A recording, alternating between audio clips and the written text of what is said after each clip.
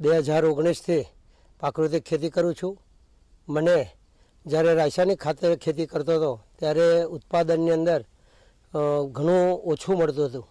અત્યારે મેં જ્યારે પ્રાકૃતિક ખેતી કરવાનું ચાલુ કરી 19થી ત્યારે શાકભાજી, ફળફળાદી, એમાં પપૈયા છે, જામફળ છે અને સારું ઉત્પાદન મળી રહ્યું છે। મને મારી પાસે ઘણા બધા લોકો શાકભાજી લેવા માટે આવે છે, એની મીઠાશ પણ અનેરી છે। ખેડૂત પ્રાકૃતિક ખેતી જ્યારે કરશે ત્યારે સરકારશ્રી પણ આની નોંધ લે છે।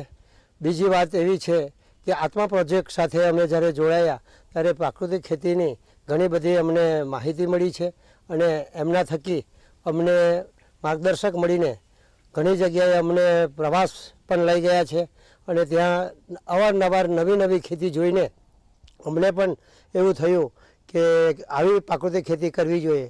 આ વર્ષે મારા ખેતરમાં પપૈયા છે, સારા મજાના પપૈયા છે। લગભગ મને અત્યાર સુધીની અંદર 30-40 હજાર રૂપિયાનું વેચાણ થઈ ગયું છે અને અત્યારે પપૈયા, અંદર કેળ છે, જામફળ છે અને હું જાતે જ જીવામૃત, ઘન જીવામૃત બનાવું છું। બહારથી કોઈ વસ્તુ લાવતા નથી। અમારી આંખો સમક્ષ દેશી ગાયના ગોબરમાંથી બનાવેલું જીવામૃત, ઘન જીવામૃત અને જે જીવજંતુ આવે છે એના અસ્ત્રો પણ જેવી રીતે નિમાસ્ત્ર છે, બ્રહ્માસ્ત્ર છે, અગ્નિસ્ત્ર છે, 10 પરની અર્ક છે, આવા અમે જાતે જ બનાવીએ છીએ અને રોગ પ્રતિકારક શક્તિ વધે એના માટે જાતે જ દવાઈઓ પણ બનાવીએ છીએ।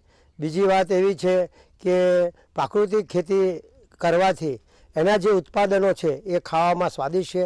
આજે રોગો એટલા બધા વધી ગયા છે કે diabetes, BP, high BP, cancer એવા ભયંકર બીમારીઓના રોગથી માનવજાત પીડાય છે। ત્યારે ખેડૂત બંધુઓને નક્કી એવું કરવું જોઈએ કે મારે ખાવા માટે પણ પ્રાકૃતિક ખેતી કરવી જોઈએ।